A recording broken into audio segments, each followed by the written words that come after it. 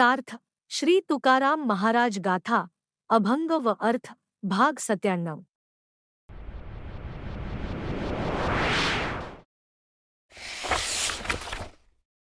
अभंग क्रमांक 197। विट नेघे ऐसे रांधा, जेणे बाधा उपजे ना एक, तरीच ते गोड राहे। निरे पाहे स्वयंभद्रू आणि का गुणा पोटी वाव। दावी भाव आपुला दोन, तुका म्हणे शुद्ध जाती। ते मागुती परतेना तीन।